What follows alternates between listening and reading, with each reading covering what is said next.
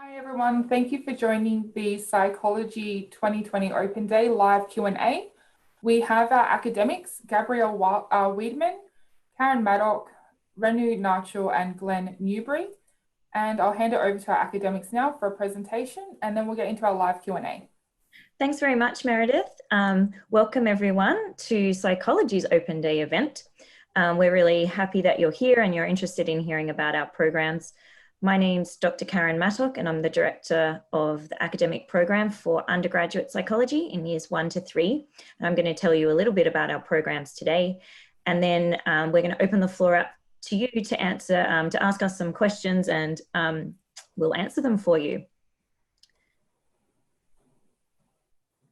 Okay, so the very first step to practice, if you want to practice as a registered psychologist in Australia, is to obtain an APAC accredited 4-year psychology degree. Now, the good news is we can offer you that.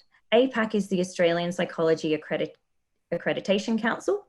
And so therefore, whichever psychology course you choose and at whichever university, the most important thing is if you intend to become a practicing psychologist down the track, you need to make sure that that degree is accredited with APAC. And the good news is that all our degrees here at Western in psychology are accredited. So here is a table which outlines the courses that we offer here at Western. We have the Bachelor of Psychology Honours course. This is a 4-year program and it's our highest ATAR entry of 90. So what this means is you do the 3-year accredited sequence. The 4th year honours is an additional year and that you progress to that 4th year psychology honours based on academic merit. But if you meet the minimum entry criteria for entry to that 4th year, then you automatically progress to that honours program. Our other 2 psychology undergraduate programs, the Bachelor of Social Sciences Psychology and the Bachelor of Arts Psychology, offer a 3-year accredited sequence. But you still have the opportunity to apply for the 4th year psychology honours after that. And your entry to that course, however, is competitive for students in that program. So the minimum entry criteria still applies, but you will not necessarily get automatic entry if you hit that minimum entry criteria, like the students in the Bachelor of Psychology Honours program. So the first places in that 4th year go to the Bachelor of Psychology Honours students, and then the remaining places are offered to students in the Bachelor of Social Science Psychology and the Bachelor of Arts Psychology in order of academic merit. So you still have the opportunity, however, to apply for that 4th year. For the Bachelor of Psychology Honours students, you would automatically progress to the 4th year if you meet that minimum criterion. So what's the minimum entry criterion? Well, it's an average mark of 70 or higher across your level 2 and 3 psychology units. And that equates to level units in 2nd and 3rd year. So you need to be performing well in those. So that's sort of a mid-credit average. But it also includes your performance in any other unit you take as part of your course. Then you need to have that contributes to that average mark of 70 or higher as well. So that would be including any electives or any units that you have of advanced standing if you've studied at university before. We also have the opportunity to study a Bachelor of Arts Laws Psychology degree. This is a 5-year program because it covers the law program and the psychology program in one. It's quite an intense program, so that is a high entry ATAR as well. But that is another option for high-performing students that are interested in obtaining a law degree alongside an APAC accredited psych degree. And the final degree name listed there is the Graduate Diploma of Psychological Studies. So as a school leaver or someone that does not have a bachelor level degree in the last 10 years, you would not be eligible for this course. This is a postgraduate course for students that have completed a bachelor degree previously, and they can apply to do the Graduate Diploma of Psychological Studies, which is a condensed version of the course, which covers all the core units required, but without all the additional elective courses, elective units that make up the degree. We offer our programs on 3 campuses at Bankstown, Parramatta South and Penrith. So here is a little bit of an outline of what you would study here in these courses. Now it's a busy slide, so I'm just going to highlight the most important points. So you'll notice here that for each of the 3 courses, the Bachelor of Psych Honours, Bachelor of Social Science Psychology, and the Bachelor of Arts Key Program in Psychology, the units indicated by black font here in black colour, they are the core units and they are common to all of those 3 courses. So they are the core units required to satisfy the APAC accredited sequence in psychology. What you then do in the rest of the course depends on which one you're in. So if you're in the Bachelor of Psychology Honours course, in addition to those 12 core units, you then take a psych extension submajor. So you get to choose 4 additional psychology units from a submajor pool. So you're doing psychology and then more psychology. And then you have your open elective spaces as well. And there's 8 electives that you do in that course.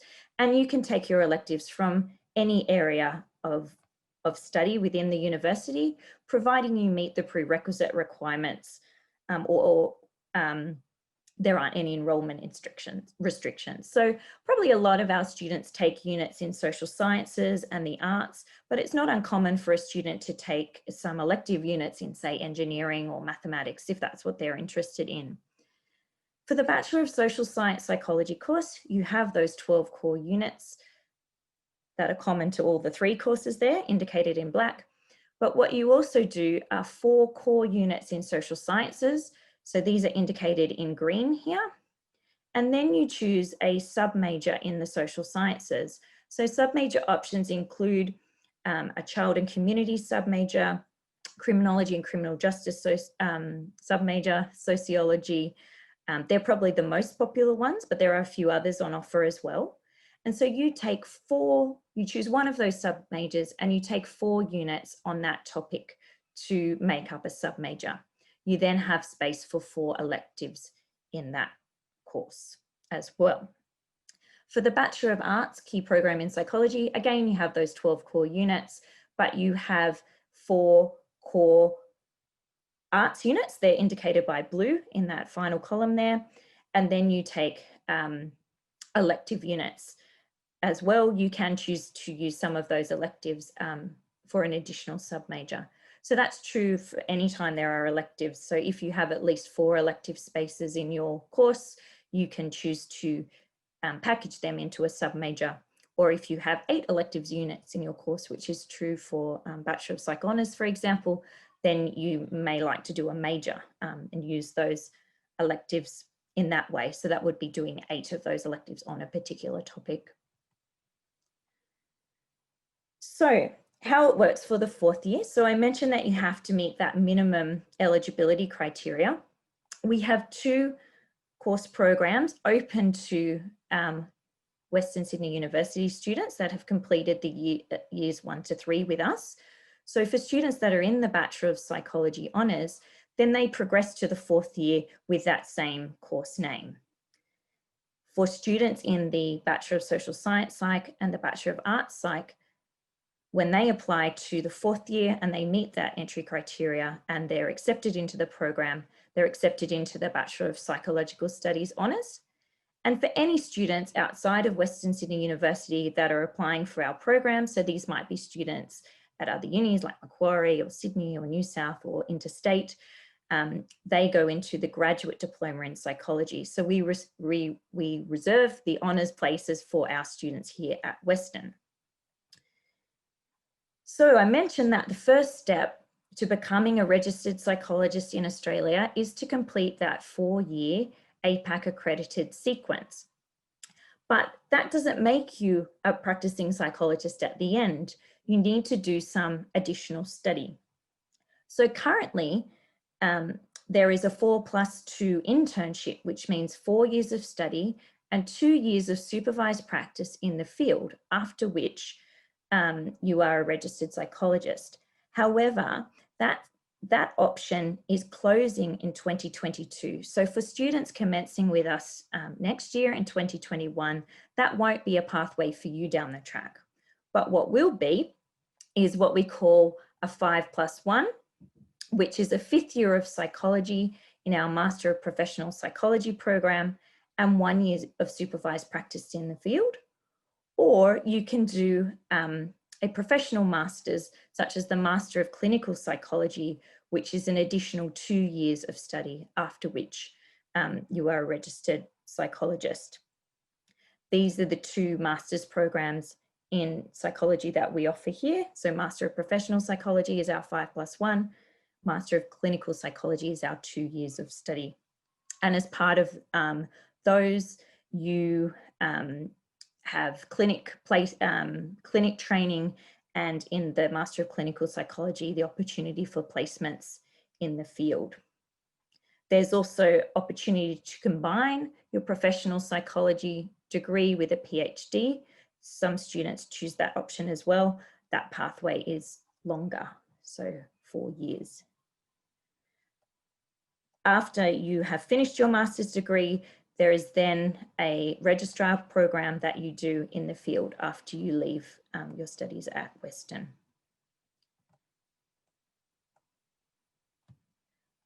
So what are the chances of getting into honours? Well, actually the chances of getting into honours are really good at Western Sydney University. So we offer 1 place for every 5 year 1 to 3 students in our programs. We have the biggest 4th year psychology program in Australia. And this compares to other universities which have only 1 place for every 11 year 1 to 3 students. So you might wonder, well, why do we take so many in? We have a very large number of supervisors in our university that are qualified to supervise students at honours level and to supervise them on their research project, their thesis that they do in the 4th year. And because of this, this gives our students the opportunity to work with not only academics in the School of Psychology, but across the university. For example, in our research institutes, in our Translational Health Research Institute, our Marks Institute, we have supervisors in social sciences, we have supervisors in computing. So these are all psychologists with a required background, but many other universities only close honours supervision to academics in their psychology schools or departments. So because we open it up, we can take more students into our programs because we have greater supervisory capacity and we have APAC approval, of course, to do that. So you have a good chance of getting into honours with us. Now, if you get to the end of your 3rd year of psychology and you don't get into 4th year, there's still lots of options for you for studying. So some of the postgraduate study options are areas like the Master of Social Work qualifying, Graduate Diploma in Counselling, Master of Art Therapy. You can go into a research degree or do the Master of Psychotherapy and Counselling. That's Master of Psychotherapy and Counselling is probably the most popular alternative option for our students because they go into the related field of psychotherapy and counselling. So this means they're not a psychologist, but they're also qualified to be a helping practitioner.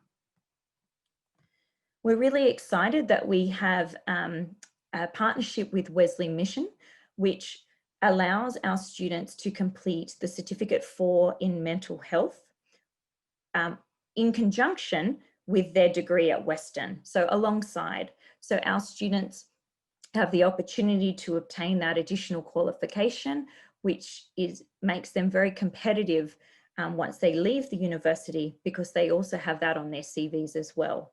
As part of that Cert 4 in Mental Health, our students take placements and complete placements in the field relating to mental health. And if they save an elective space in their course, they can also receive course credit for an elective unit in their psychology degree. So all they need to do there is complete a reflective report and then they get credit. So that means it's 1 less elective for them to do. We offer every year a Psychology Careers Expo so that our students are fully aware of all the study options open to them and employment options open to them beyond their degrees, whether they leave us after 3 years, 4 years, or 6 years of study. So we invite employers in the field who employ psychology graduates. We invite academics from the postgraduate programs to talk to our students. We have our alumni come and speak to us. We tell our students about alternative pathways to registration, and we have exhibitors that come and speak to our students about why they employ psychology graduates. So that's a really great event to look out for every year. And that completes my presentation, but certainly reach out to us if you have any questions now, and we're happy to answer them. So thanks for your attention. Awesome. Thank you for that presentation, Karen. So we do have a few questions that have lined up. The first one that we received is from one of our students who is currently doing their 4th year psychology, and they were just wanting to find out some information about both professional and clinical psychology. David, are you able to assist us with that question at all today? Well, I mean, I can, so my area is an undergraduate. I've got a, general sense of what the, pathway from undergraduate to postgraduate looks like, and the distinction between the clinical and professional psychology courses. But being that it's not specifically my area, I'll give a general outline, and that is that after the 4th year honours, the pathway is usually for people who wish to become a practicing psychologist to complete with us a 2 years program, which includes coursework and supervised practice. And the coursework is largely similar across the 2 programs, but the focus is a bit different. Clinical psychology focuses on diagnosis and treatment of clinical disorders, whereas professional psychology is targeted at a broader set of psychological practice areas.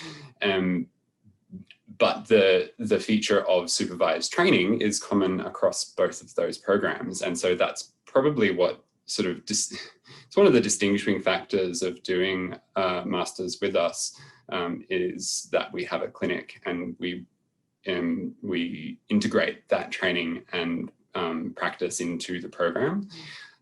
Aside from that, I can't offer too much insight into the details of it. I'm wondering if my colleagues might have further to add to that. I'll go and add in a bit there. In terms of Masters of Clinical, you are an endorsed clinical psychologist. So that becomes your area of practice endorsement, which is really important. And you can't call yourself a clinical psychologist if you've done a master's in professional psychology. So you are a generalist practitioner. So just to put it in layman's language, a specialist area versus a generalist, which is like a GP. So that would be a bit of a difference there. Awesome. Thank you, Renu and David, for that. And there is also a postgraduate information webinar being held in October, so you can get some further academic advice from the postgrad academics there. And I believe our moderator will be providing a link to that for you. Another question we have, I believe this could be more of your area, Glenn.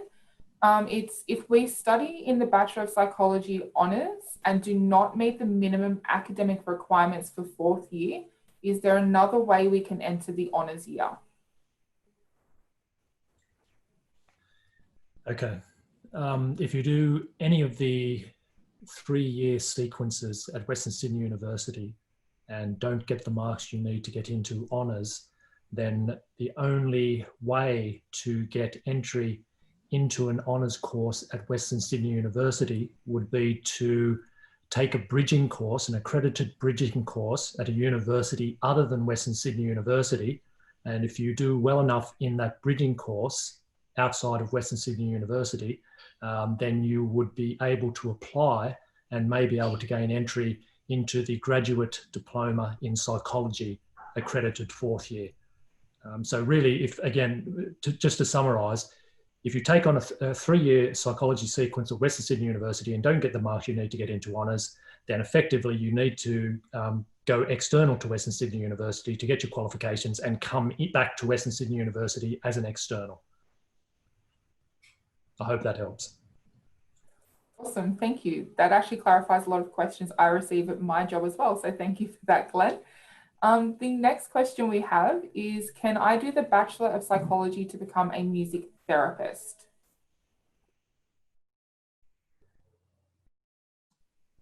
I can answer that one if you like. So the pathway to music therapy would not necessarily require you to do an undergraduate degree in psychology first, but there is a Master of Music Therapy course at Western Sydney University. So I suggest going along to their presentation or their talk to find out about that when they're running. But you can certainly apply for music therapy just as you could for art therapy after doing a bachelor degree. It's just, you just need to check what kind of bachelor degrees they're looking for entry into that course.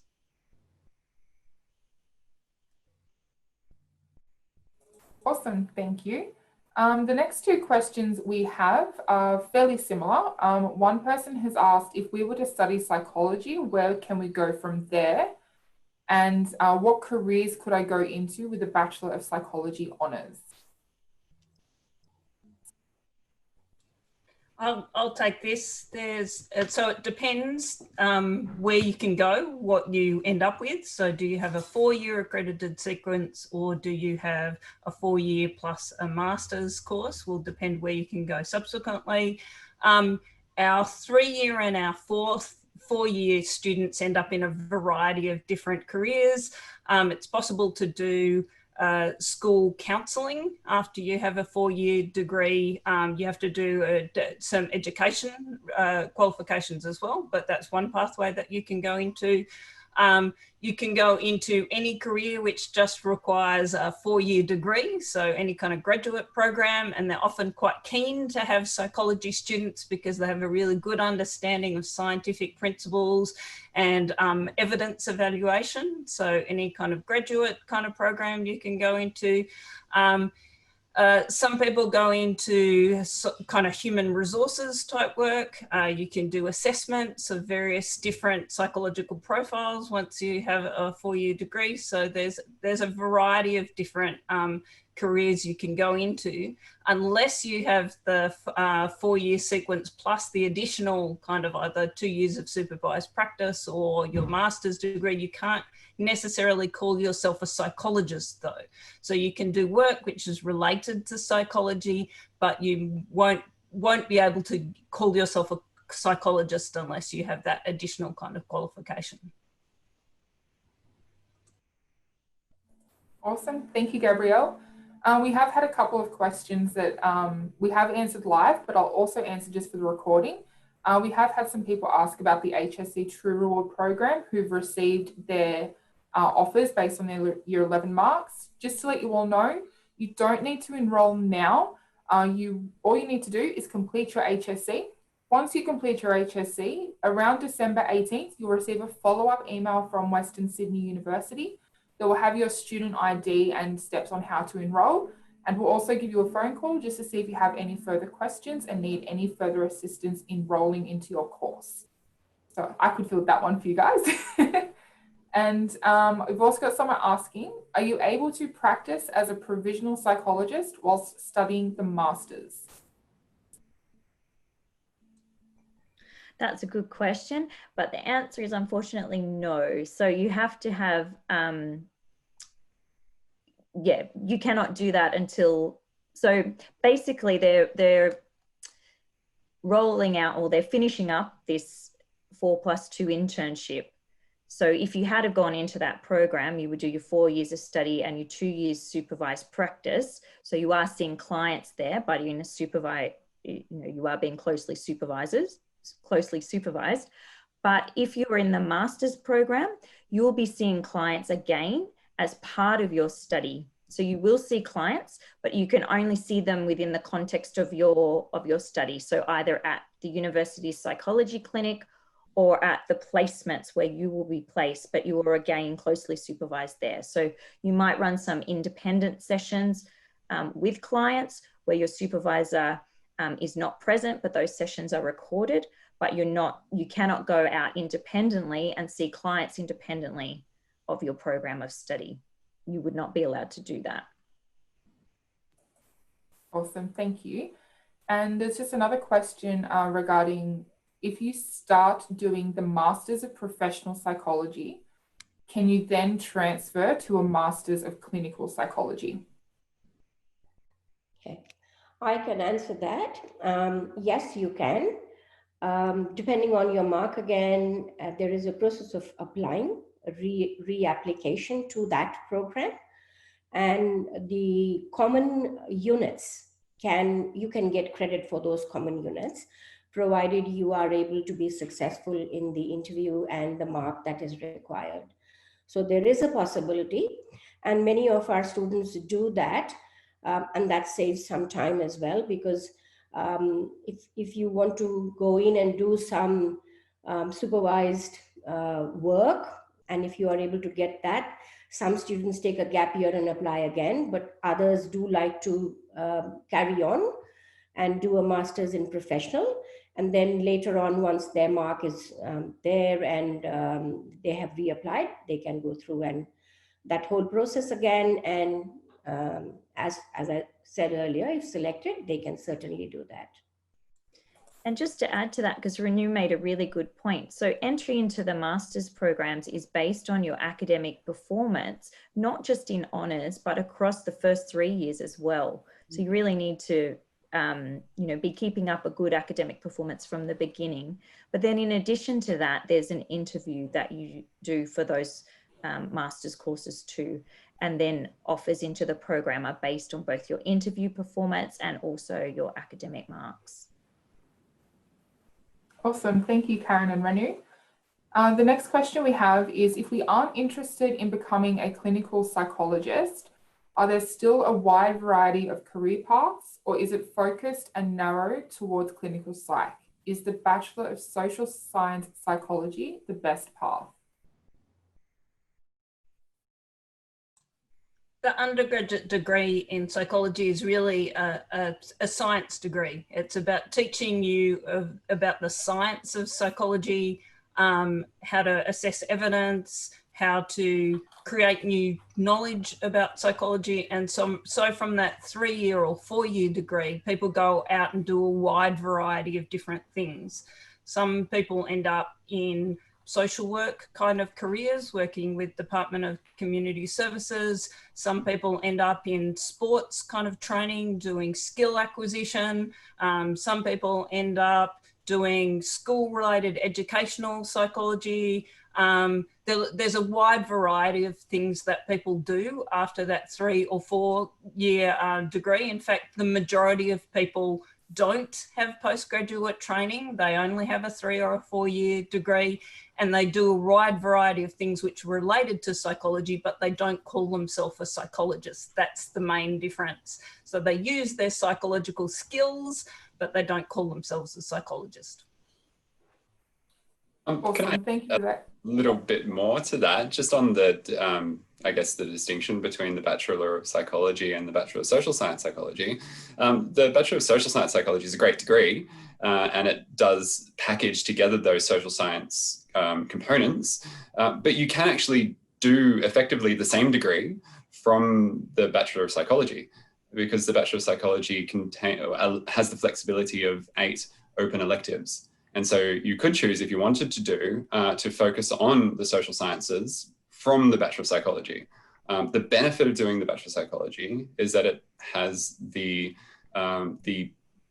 facilitated progression into 4th year if you hit the academic achievement targets. And so that opens up a little bit more opportunity to continue on to that honours program if that became something you wanted to do. And also, if you start in either the Bachelor of Social Sciences Psychology or the Bachelor of Arts Psychology, and you're performing really well and you would like to transfer over to the Bachelor of Psychology Honours, you can do so. You need to wait till your GPA hits 5.0 and you have to have completed at least 4 units in the original course. But if you're, say, for example, you didn't get the ATAR to get into the Bachelor of Psych Honours initially, but that's really what you wanted to do, you can take that opportunity to apply to transfer after you've started with us at Western and have completed at least 4 units and got that strong GPA. And just to speak from a student perspective as well, because I don't know if many of you know, but I actually did the Bachelor of Arts Key Program Psychology, and I did begin the honours program. I've only recently just decided to not complete honours purely because I realised that my interest wasn't in clinical psychology. And I'm actually using my psychology degree and education to go into marketing and human resource management. So there are a few different ways to go as well. And one thing, just speaking with people, having a psych degree and just that knowledge, it is very welcomed across many areas as well. So even though it may not be clinical you want to go into, just from my experience and what I'm doing personally, it does give you a pretty good foundation for other areas as well.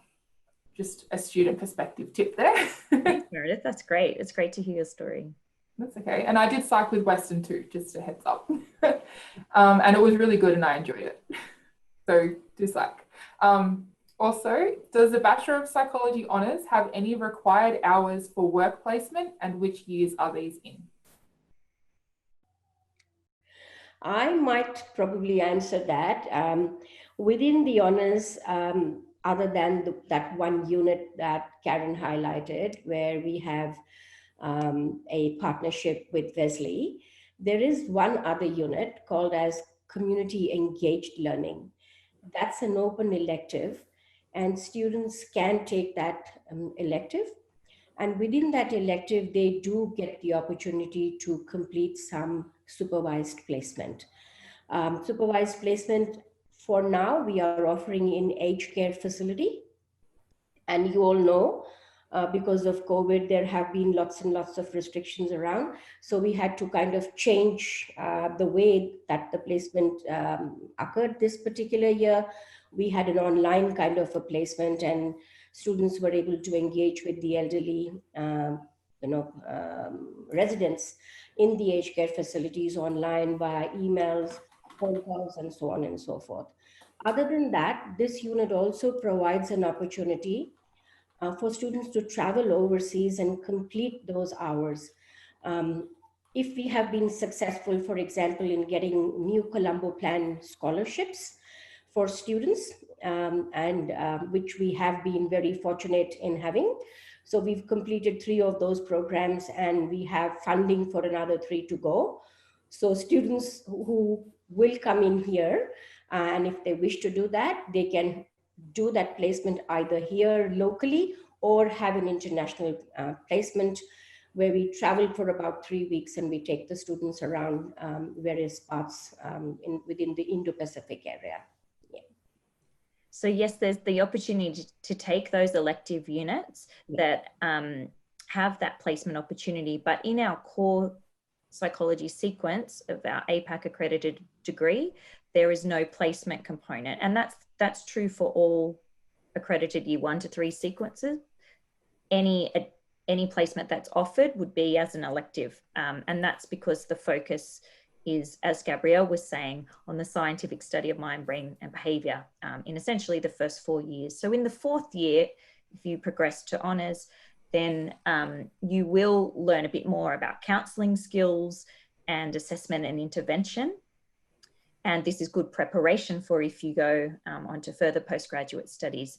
But it's not until the 5th and 6th year in the master's programs that you'd be doing actual placements directly related to psychology training. Awesome.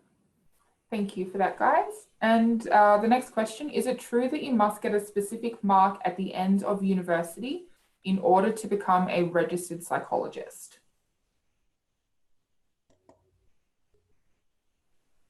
There's no specific mark that you need to become a registered psychologist. What you need is the 4 years accredited program, and then currently either 2 years of supervised practice or 4-year program plus a 1-year master's plus 1 year of supervised practice, or the 4 years of undergraduate accredited sequence plus 2 years masters, and then you are eligible to become a registered psychologist. There is an additional step which Karen talked about in her presentation, that you have to do an additional kind of the registration requirements with the Board of Psychology, but there's no mark requirement. You just have to pass your 4-year undergraduate degree and then do your supervised practice or your postgraduate degree in psychology.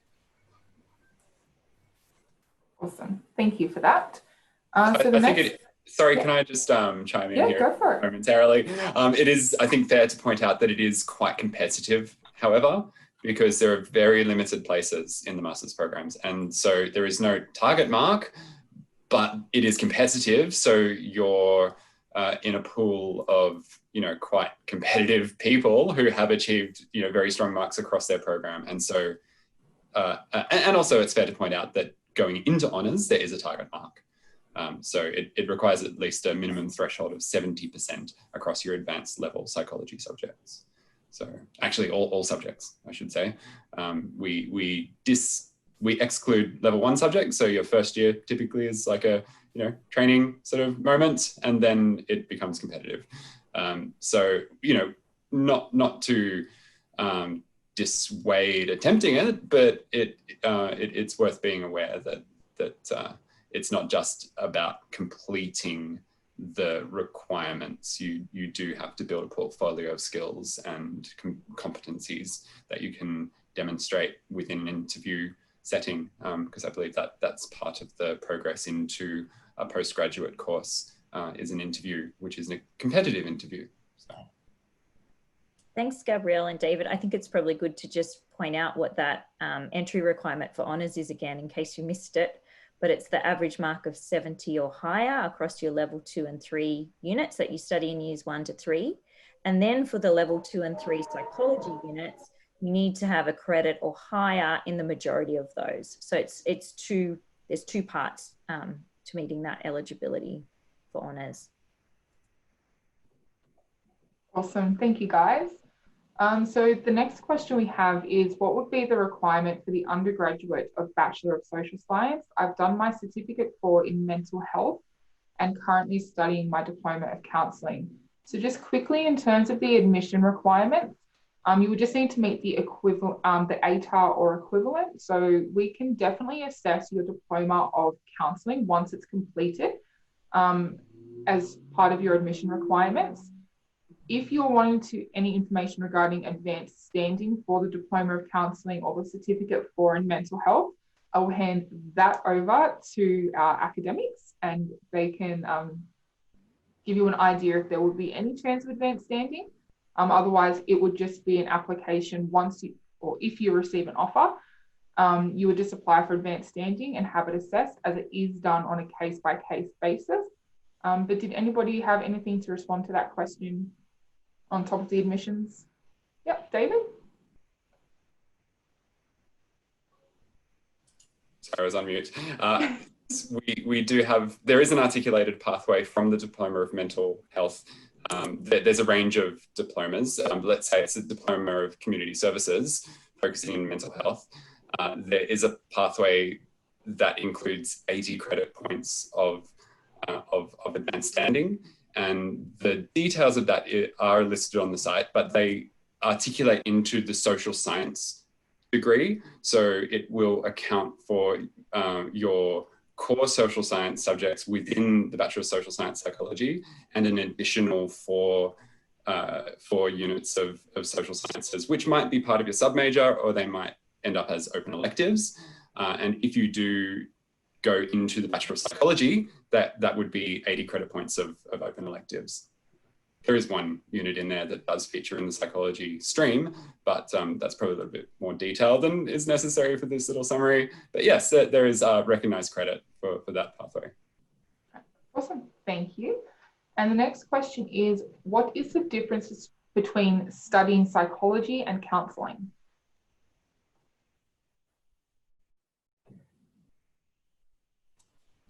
So anyone can call themselves a counsellor. There is no kind of protected government legislation around calling yourself a counsellor. So you don't need actually any training to put up a shingle and call yourself a counsellor.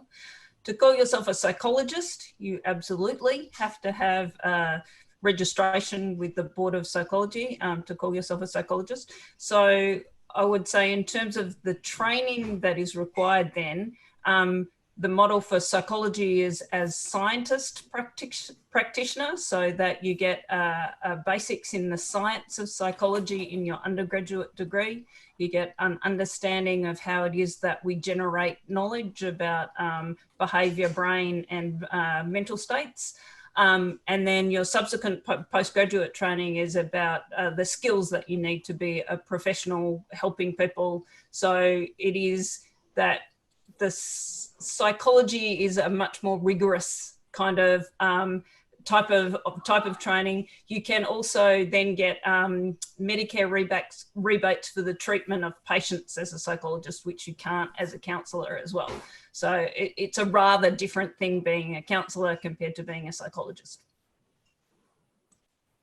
Awesome, thanks. I don't believe there is a bachelor level degree in counselling at WSU either, but we do have master's programs or postgraduate programs in counselling and psychotherapy, and they would be somewhat distinct from the masters in psychology, in that they would be focused more on the issues that counsellors would deal with, life coaching, self-improvement, and dealing with sort of the everyday challenges. But then in terms of diagnosing and treating mental illness, that would be referred to a psychologist. So. I can add a couple of words there. And also with becoming a psychologist, there is an allied health requirement where we undergo a registration process. We also get a provider number there, like your doctors. The psychologists also get a provider number that they can then use to provide any kind of service, which is of course related to psychological services. It could be assessments, it could be therapy, it could be any other area of practice that they have had a master's degree in. As I earlier said, the endorsed area of practice. So you do require the registration to happen, and that can only happen while you have done this accredited sequence of study. Minus that, you cannot register yourself either. Awesome, thank you. So the next question I have is it hard to find a job after graduating as a psychologist?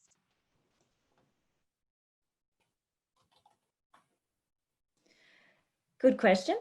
Psychology is one of the growth fields of the future. So there'll be a lot of investment from our governments in psychology and mental health areas over the coming years.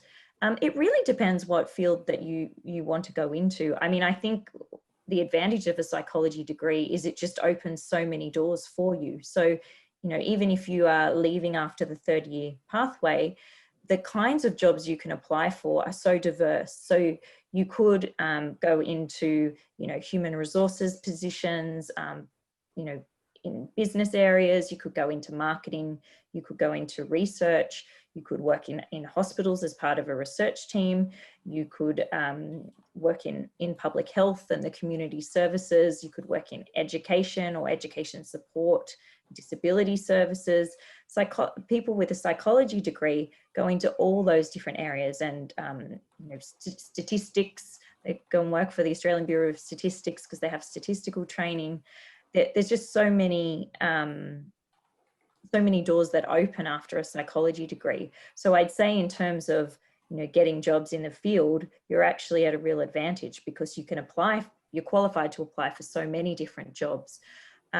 If you continue your training as a professional psychologist and end up becoming a registered psychologist, again, there's a myriad of different fields that you can work in. So with your general registration as a psychologist through the Master of Professional Psych, or as a clinical psychologist. So I think you can feel confident that there's lots of employability outcomes for psych graduates.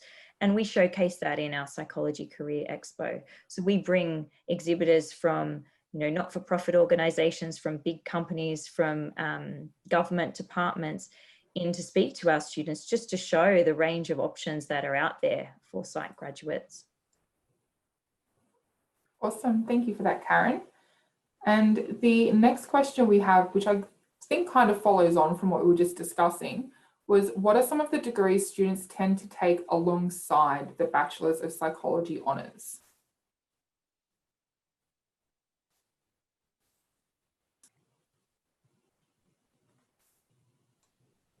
That one might be a bit tricky to answer because I'm not sure what they're meaning by other degrees that you would take alongside, but if they can just qualify that, then I'm happy to answer it. Yeah, sure. So just from a fairly basic course information response, we do have double degrees such as the Bachelor of Psychology honours and Bachelor of Law. So we do have those sorts of double degree programs available. And as has been discussed previously, there is obviously the Bachelor of Social Science Psychology, where you can have the psychology major and some social science bases as well. But just in response to Alekia, sorry if I pronounced that wrong, but if you did want to just elaborate on that question a little bit more, if it hasn't been answered, that would be great. And we'll get back to you in just a few moments when you post the response. Thanks, Meredith. That's okay. In terms of early admission to the Bachelor of Psychology honours, if you're an HSC student who will be completing their HSC this year, we do have the True Reward program, which is Western's unique early offer program. Applications for that are currently open. It's through our direct portal, so you apply directly with Western. It's not a UAC-based application. You can apply on the basis of your Year 11 subjects this year. Because of the COVID situation that we have faced, we understand you would have had interrupted studies. And what the requirements for that for the Year 12 subjects are, last I saw, unless it's been updated in the last 24 hours, is a band 5 or higher in any 2 subjects. In terms of early admission for non-current school leavers, there's no real program for early admission, but you would be eligible to receive offers in the November offer rounds, as opposed to when the HSC students are receiving their offers, which is usually mid-December once the ATARs are released. Is there any other question? Is there anything you guys want to elaborate on in terms of the early admission for psychology? Cool. No, I think that sounds good. Thanks. Sorry, okay, can you get a Bachelor of Psychology honours through applying to the Bachelor first? So with the Bachelor of Psychology honours, the honours is embedded. It's an embedded pathway, which you still have to meet the academic requirements for, which we have discussed. You can apply to another bachelor degree if you don't meet the ATAR equivalent for the Bachelor of Psychology honours. Generate a GPA, which is a grade point average. And if you can meet a GPA of 5 or higher, you can then apply for the Bachelor of Psychology honours. Is there anything else that any of you guys want to elaborate with that one? Thanks, Meredith. I just add that if so it is, the Bachelor of Psychology honours is a 4-year program. So essentially we're saying, you know, you had good marks and good performance and you can enter into our higher ATAR course, which is 4 years, but you can automatically progress to that 4th year if you meet that minimum entry criterion that we've spoken about before. But if you don't meet that minimum entry criterion, you will exit after 3 years with a Bachelor of Psychological Studies. So we're essentially saying we're giving you a place in the 4th year. You need to try and keep it by making that minimum entry requirement, by meeting that minimum entry requirement. But if you don't, you exit with the Bachelor of Psychological Studies if you're in that Bachelor of Psych honours initially. Awesome. Is forensic psychology a potential career path someone could get into after completing the Bachelor of Psychology honours? And if so, how? So forensic psychology is a particular kind of specialty area within psychology. There are some universities which run forensic psychology master's programs. We used to run one at Western Sydney University. We don't currently run one at Western Sydney University. But if that was a pathway that you were interested in, then you could do some criminology type of units along with your 4-year degree in psychology, and then subsequently you could apply to a forensic master's program at, I know the University of New South Wales runs one. So yes, it is a potential kind of pathway with a 4-year degree, but you would probably need some postgraduate training within that kind of forensic specialty area to get a job as a forensic psychologist. Awesome, thank you. When can you independently see clients? So you can only independently see clients after you've completed that 6 years of training. So during your master's studies, to become a clinical psychologist or a professional psychologist, you will be supervised along the way. So it's only after graduation do you see your clients independently when you've completed that qualification. And that's a legal requirement as well. Yep, awesome. And is there any RPO or advanced standing if you've completed a diploma of community services? I know, David, you did touch on that earlier, that is a pathway for the Bachelor of Social Science Psychology, and social science psychology, is that a pathway as well for the Bachelor of Psychology honours? Yes, in the Bachelor of Psychology honours, that credit would still be recognised, and it would, so the articulated credit would be technically 7 subjects of open electives and 1 subject that fits within the psychology specific electives. So yes, definitely the same credit is recognised. Perfect. And what is the relationship between psychology and counselling? So this one comes up a fair bit by the looks of it. So just to clarify once again, Gabrielle, I believe you answered this one before. Did you want to field this again just to sort of clarify?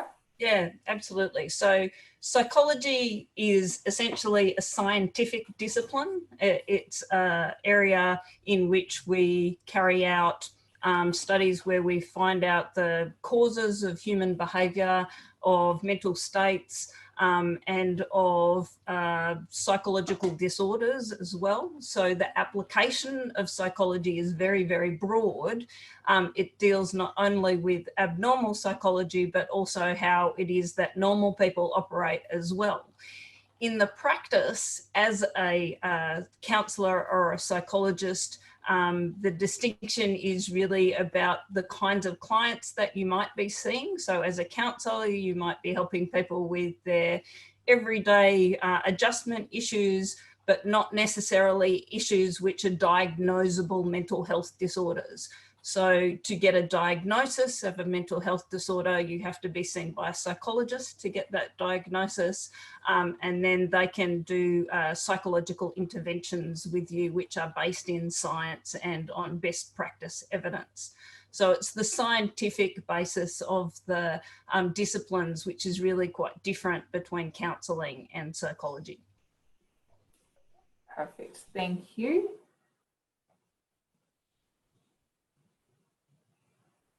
What is the difference between Bachelor of Social Science Psychology, Bachelor of Psychology? Can both degrees lead to the same job prospects?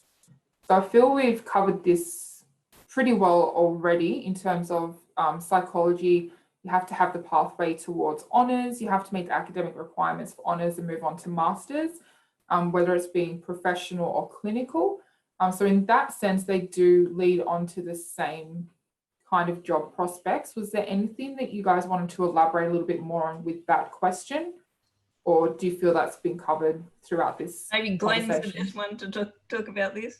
Yeah, the only thing I'd add to that, Meredith, I think you covered it well, is just to be aware that in the Bachelor of Psychology Honours, the fourth year, the honours year, is embedded. Yep. Whereas in the other 3-year sequences, the honours is not embedded. And that's a big difference. So it's worth keeping that in mind. So you can get into honours from the other programs, provided you've done the accredited sequence and you've got the marks, but Right. it's competitive. So you're not guaranteed a place. It depends who else applies in the same year and what their marks are like. Sure. As Karen said earlier, in the Bachelor of Psychology Honours, in the Bachelor of Social Science, in the Bachelor of Arts Psychology major, there's always that academic performance target that needs to be met to get into honours, but the embedded honours in the Bachelor of Psychology Honours means that if you do meet that target, you're prioritised with respect to entry into honours, and then there's limited places contingent on supervisory capacity for the other honours and fourth year courses. So again, that's a substantial difference and it needs to be kept in mind. And I can vouch that it is a different course. It's not embedded because I did that exact same pathway. I was Bachelor of Arts Key Program Psychology, and then did the application for Bachelor of Psychological Studies Honours. So it is possible. I did it. What are some sorry, options? So I did just want to clarify, it was mentioned in Karen's presentation, but the core sequence of psychology subjects is identical across all of the psychology. Well, the essential sequence of psychology study is the same, regardless of which course you go through. Thank you, David. And what are some options for majors in psychology honours? I can't remember this part particularly. There's room for sub-majors, but there isn't room for a second major. Is that correct? Or am I incorrect in saying that? Yeah, so in the Bachelor of Psychology Honours, there's 8 elective spots, and you can choose to use those electives however you like. So one option would be to do 8 things that you're really interested in, and they could be, quite random things really. Okay, so topics that you're interested in, or you could be maybe a little bit more strategic and say, well, I'm going to use 4 of my 8 electives to do a sub-major, and you can choose what sub-major that would be. The only restriction would be if there's an enrolment or prerequisite restriction. But let's say you chose something in the social sciences, like a sub-major in criminology and criminal justice, then you would choose 4 units or subjects from a list that's provided and obtain your sub-major that way and complete a sub-major that way. You could do an additional sub-major as well, because you'd have another 4 electives. So you could essentially, package your electives into 2 sub-majors. Or if you really are enjoying a topic and you want to major in something else, then you can use those 8 electives and complete a major. So if you really liked criminology and criminal justice, for example, you could do a major in that, which would be 8 electives in that topic area. Awesome, thank you. So the next question is there a way that you can get into the Bachelor of Psychology Honours if you don't meet the selection rank? So we did touch on this already, which is if there is another bachelor's course that you meet the academic requirements for, you can definitely start in that degree, build your GPA up to 5, and then apply to go into the Bachelor of Psychology Honours. Alternatively, you can do the other accredited pathways that we've discussed, which is the Bachelor of Arts Key Program Psychology or the Bachelor of Social Science Psychology. If you don't meet the requirements for those ones, we do have the college pathway programs as well. Whilst there isn't one that goes directly into the Bachelor of Psychology Honours, there is the Diploma in Arts, which can lead you into the Bachelor of Arts, which would be the second year, and you can then do your key program. And there's also the Diploma of Social Science, which you could then use to apply for the Bachelor of Social Science Psychology at the end of your diploma. which would then also give you the first year of the social science units accredited. Is there anything else that you guys would like to add to that one? Sounds good. Yeah, cool. And how do you get into school counselling with the Bachelor of Psychology honours?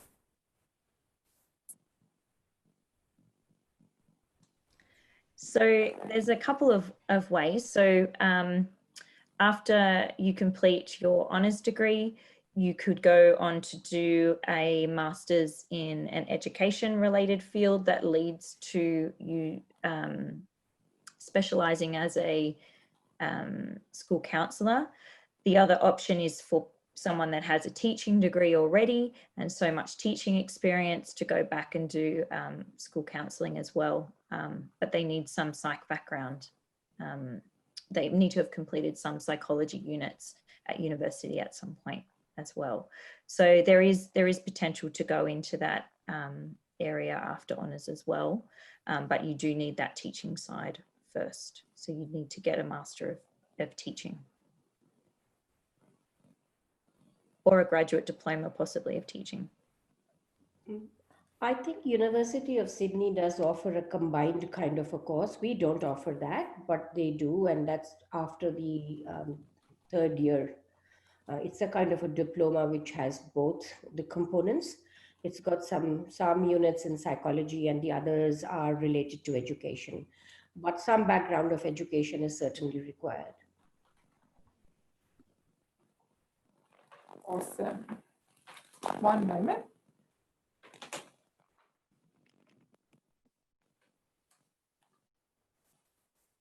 Sorry, I was just getting some complaints about my mic. Is this any better? No?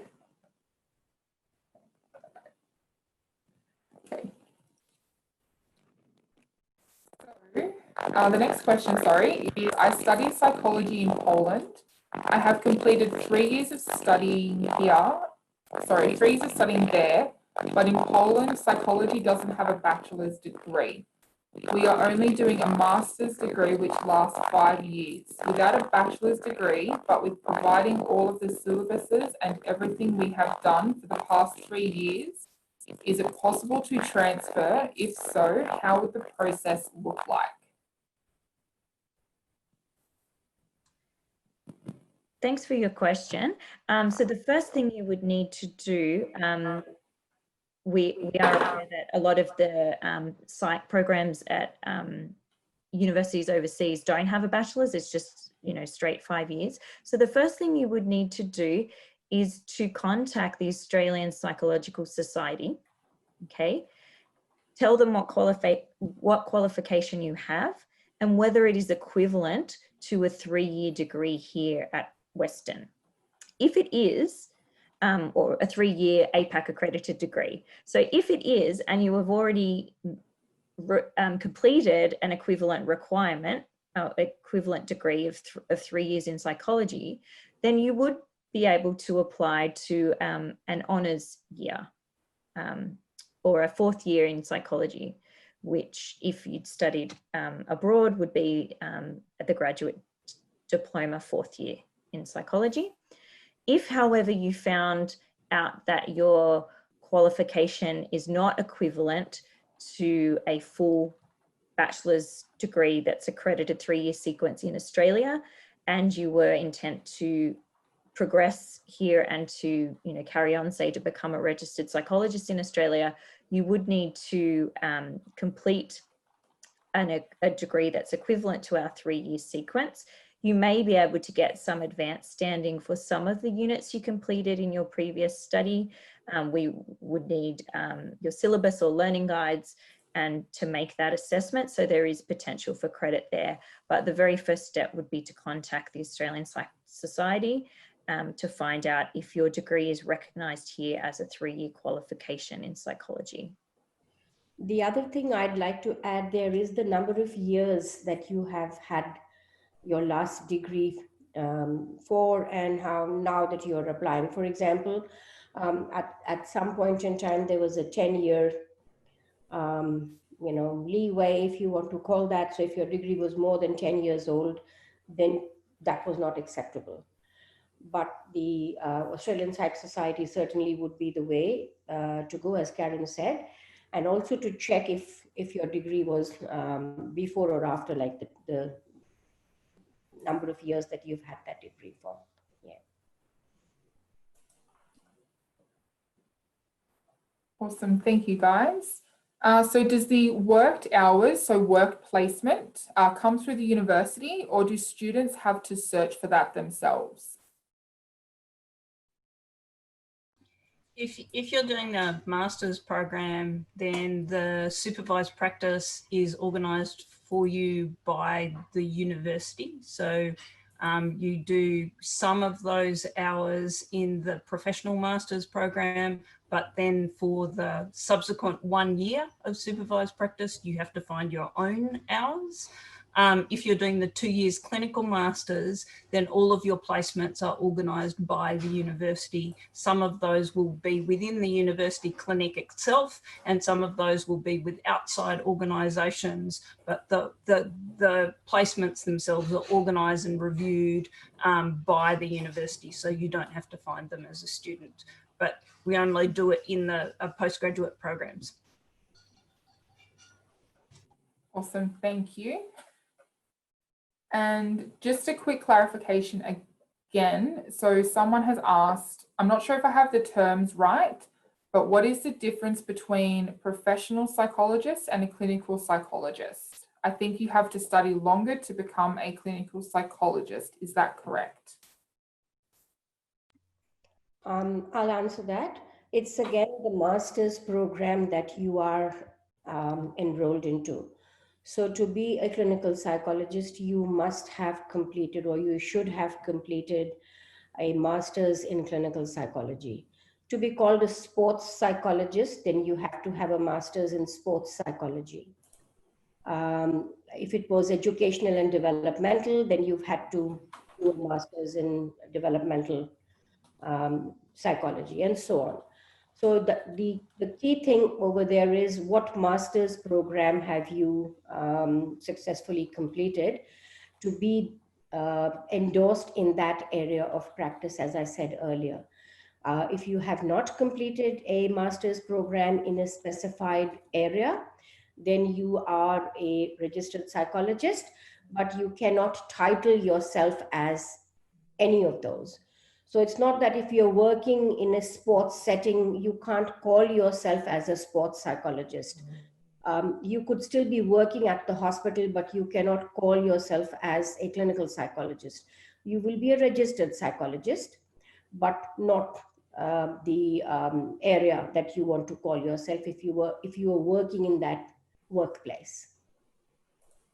So there are lots of generally registered psychologists which would be completing something like the current 4+2 program or the Master in Professional Psychology that are working with clients in a particular field, as Renu said, like in sports psychology, but they can't call themselves a sports psychologist because they don't have the endorsed qualification. They would have to do a Master of Sports Psychology for that. So similarly for Master of Clinical Psych, you can only call yourself that if you have that qualification. And with that qualification comes endorsement, as we mentioned, and higher Medicare rebates. So you can still see clients in those areas. You can still be fortunate to work with clients in those particular areas, but you can't call yourself unless you have completed a degree in that specialist area. Awesome, thank you guys. So the next question is, within the work placement, are you able to complete these hours within a supervised school facility?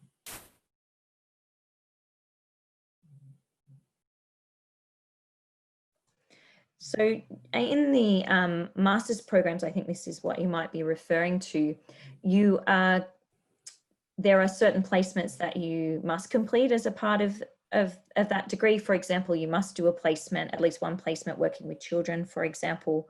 There might be some other specific requirements, but then you'll be given a choice of placements, and you apply to complete a placement in that area. So if you were interested in going into a school, for example, I think that's what you're asking, there probably would be that opportunity, but we can only place you where we have supervisors who are going to supervise you. So these are supervisors that supervise you on our behalf when you're in that placement. So you can't just say, oh, I want to go to this school or this particular hospital. We need to have a contact there who is a practicing psychologist who has been approved by the board to supervise students in place for you to complete your placement there. But certainly if you know of somebody that does supervise psychology student placements, that's something you could speak to our placement coordinator about. And if we don't already have a link with them, we might be able to develop one. Awesome, thank you. So someone's just asking to quickly go through the early application programs and how this would affect the bachelor. So as we've just discussed previously, the main early program we have is for True Reward, which is for our HSC students who are completing in 2020. You just make this application online through the direct portal, provide your NESA ID as part of it so we can assess your subject bands, and based on your Year 11 results, we can access ROSA to get your details. In terms of non-current school leavers, you would be eligible for offers in the November round as opposed to the standard mid-December rounds. If you do have any questions following up with that, our moderator who's responding to your text can answer that for you, any admissions questions further on. If you do social science psychology, can you still do psychology after? Is it beneficial? As all the academics have said, as long as you're doing that accredited key program, which is an accreditation with APAC, you can then continue on to honours psychology. Again, that would be the Bachelor of Psychology Honours, Bachelor of Social Science Psychology, or the Bachelor of Arts Key Program Psychology. And again, you do have to achieve those marks that the academics have already mentioned, which is a 70 average mark. Is that correct? Across level 2 and 3 units. Yep, perfect. And also worth noting that it's a competitive application for students who are not in the Bachelor of Psychology program. So. Yep, perfect, thank you. So we have someone asking if we offer a combined PhD and clinical psychology. Is this correct? I do believe this is correct. Is this course still on offer? Yes, it is. Yes. So that is a possibility for students that are interested in that pathway. So they would apply for that after completing their honours year. They would go through the requirements of the clinical psychology applications, which would require an interview. I believe they complete the PhD sequence first and then the clinical psych sequence after that. So the first 3 years would be on the PhD and then the next 2 years for the Master of Clinical Psych. Awesome. And if I wanted to work as a psychologist working with children, which postgraduate program would be best to undertake? Would that be the Master of Clinical Psychology? Developmental psychology would be a good option there. Unfortunately, we don't offer it. We were offering it at some point, but at the moment we are not offering that program, but that would be a good program. Other than that, I still think that even after doing your honours program, nobody stops you from working with children. You can still work. It just depends what area you want to work in. If it is some research with children, then Karen herself works with children and most of her research is associated there. And if it's like the community services, etc., then you can still work with children. Multicultural groups, if you are there, then you can still work there. So it's not necessary to have a master's to just work with children. And then degrees like the Master of Clinical Psychology as well, you do learn how to do developmental assessments with children. That is a big part of of the study there. So even if you're not doing a master in developmental psychology or in educational and developmental psychology, you're still being trained to work with children through these other master's programs. So be that the clinical psych program or the professional psych program. Awesome. Thank you, guys. So is it possible to do a double degree psychology and forensic science? Just letting you know, whilst Western does offer a forensic science course, we don't currently have it as a double degree with psychology. The only double degree with psychology we currently offer is the Bachelor of Laws and Bachelor of Psychology honours. But I do believe there is a forensic science postgrad degree or forensic psychology you can study elsewhere, but we don't currently offer that as a double degree. Is there anything else you guys wanted to add to that one at all?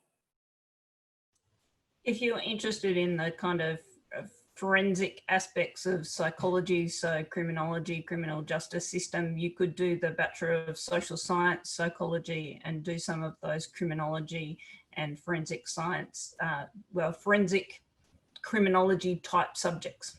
So that's more forensic psychology rather than forensic science. And you can certainly do those subjects within the Bachelor of Psychology as open electives as well. But yeah, it's not a specific additional qualification, to make that clear.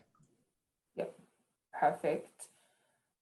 Is it possible to the honours degree if they haven't met the rank? As we discussed earlier, you would need to do a bridging program at another university to build up your GPA basically to meet those requirements, and then you could return to Western to apply for the graduate diploma in psychology.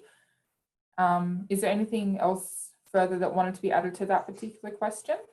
It would be a competitive application, and so it's not a guaranteed pathway of articulation. So, and I think good thing to note that nothing in university is guaranteed. Nothing is guaranteed, yeah. And also, I think if you didn't make it into honours or the fourth year the first time around, just assess whether you do want to do that bridging course, because you might not actually do better than you did the first time. And then you've spent another year doing something that is essentially giving you the same qualification that you already have, which is an accredited 3-year sequence in psychology. So there probably is a bit of a slight risk there. You do need to be doing better than you did previously. And even though you're repeating subjects, it doesn't often mean that you're repeating them, much better than you did the first time around. So just keep that in mind. We do have students, of course, that do go and do that bridging program and then return to Western in that graduate diploma in psychology. And they've done really well in that bridging program. But I think just, as Meredith said, there's no guarantees, and it is competitive entry if you do apply back in. Awesome. Thank you, Karen. Are some of the psychology units run online or remote, or do you have to study all units on campus? So there are some that are available online, and the Bachelor of Social Science Psychology is available online, but the Bachelor of Psychology Honours and the Honours program itself is not run online. That is completed on campus. Is there anything else anyone wanted to add to that one at all? Cool. These are very strange times and pretty much everything is online at the moment. Slow transitions to campus depending on what happens with COVID. Good little footnote. Are some of the psychology units run over the summer period? Yes, because I did them and I much preferred summer classes as opposed to general semesters. Is there anything anyone wanted to add on that one? Thanks, Meredith. Yes, we do offer some psychology units over summer, but the program of units we offer can vary each year. So you just need to keep an eye on the handbook and what is offered each year. You can't necessarily plan that right from the beginning. Generally, we run, a first year core unit in the summer, and some of our elective options and abnormal psychology usually runs in summer as well. But sometimes the suite of offerings is large. This summer coming up, for example, though, we only have 4 units that we're offering over summer that students could take. So it just depends where you're up to in your sequence. But you can use summer units strategically as well. So instead of taking a 4-unit semester load during the autumn or spring semesters, you might want to spread it out a little bit. So you're doing 3 units in those semesters and then say 2 units in summer, or 4 units in one semester, 3 in the other, and 1 in summer. So you're spacing out your studies a little bit, which has the advantages of allowing you to focus on the units, less units at a time, which might optimize your marks in the long run. And that's exactly what I did. So I can vouch that it optimized my units, my marks, sorry. So I can vouch for that one personally. And of course, like while I'm saying we're only offering, say, 4 units this summer coming up, there's lots of potential to take your open electives over summer too. So I'm just speaking about the psych units that we're offering in summer, but all the other schools are offering many, many units. So you can choose to even just to take your electives in summer, and that would take a bit of a load off during the substantial semesters of autumn and spring. Awesome. And this one I'll just answer quickly because someone's asked, how do we know which units are level 2 and 3 and which are used to enter our 4th year of honours?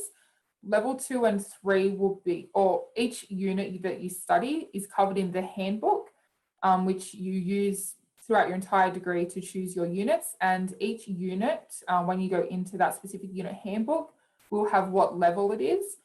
And it's level 2 and 3 psychology units. Is that correct for the honours program? All level 2 and 3 units contribute to your progression score. However, you need to achieve a majority of credits in your level 2 and 3 psychology subjects. So it's a 2-part criteria. And yeah, so you might hit the grading threshold, but you may fall short of the credit majority. Generally, that doesn't happen, but it is a requirement. So. Awesome. And I think when it comes to employment, once registered, what are the prospects to being able to run your own practice business once you've graduated?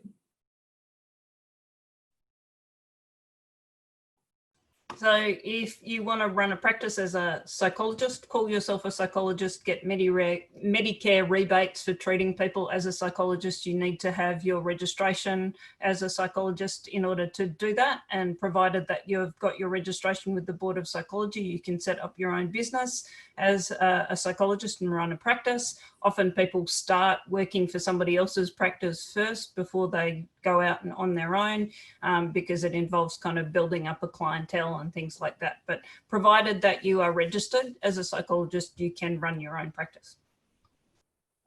Awesome, thank you. And we've just got a bit of a big question here, so I'll do my best to get through this one. Firstly, they would like to thank you, Renew, for providing the information that you can transfer between professional and clinical. So they thank you for that advice because they didn't know this.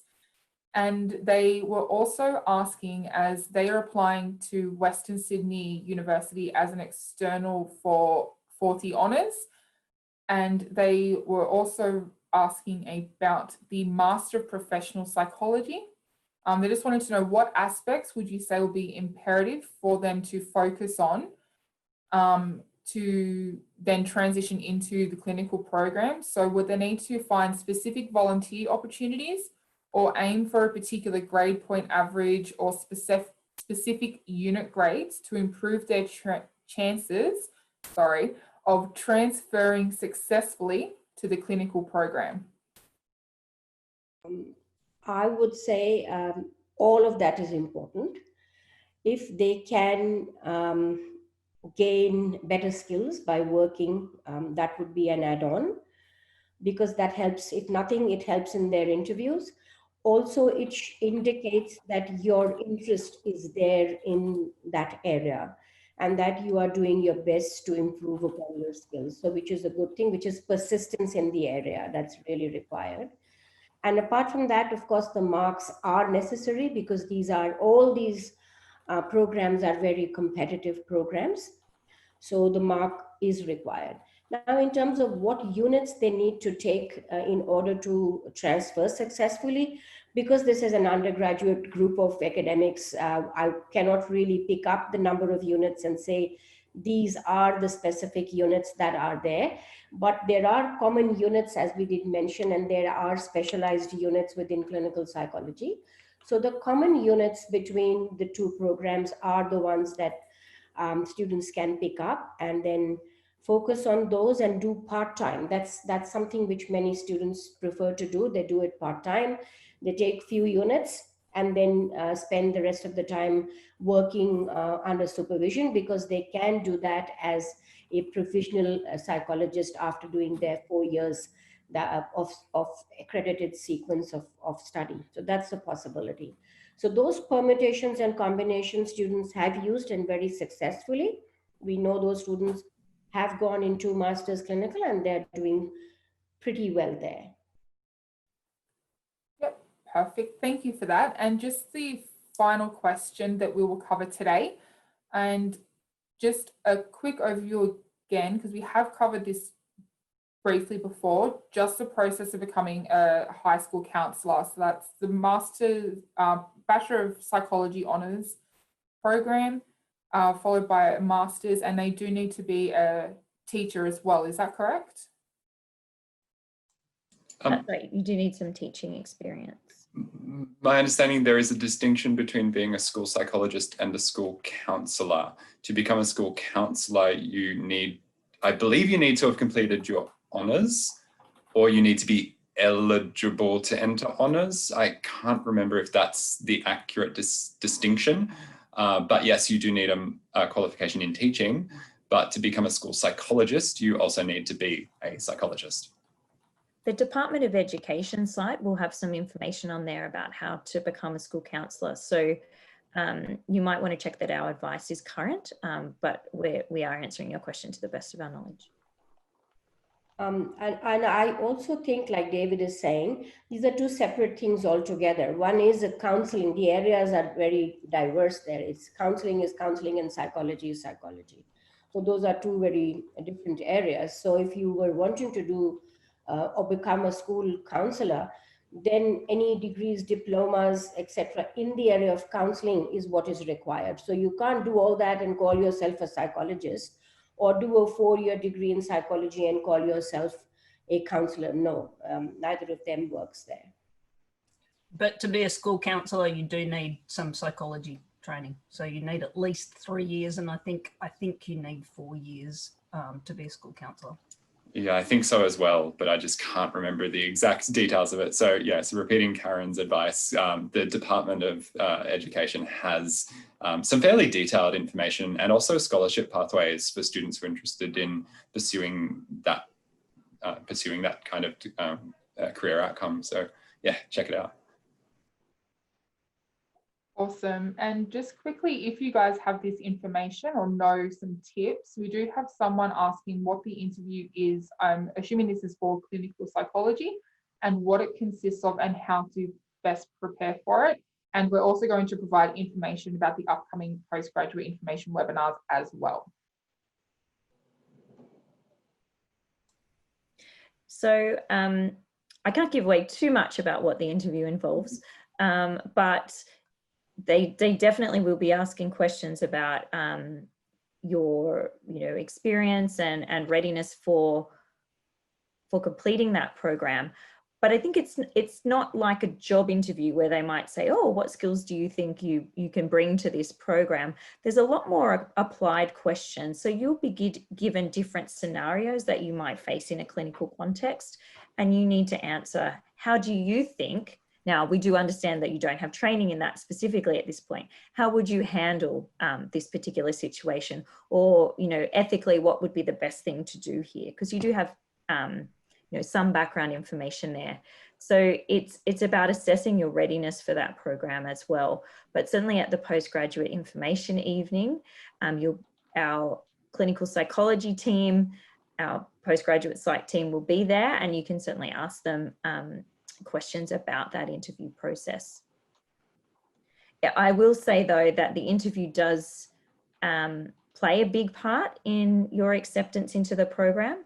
So I think you can't necessarily, of course, we're also assessing on the basis of academic performance, but you could be a real high achieving student and complete first class honours and then not do so well in the interview and not get accepted into the program. So it is equally high stakes, that interview. So you do want to do as well as you can on that.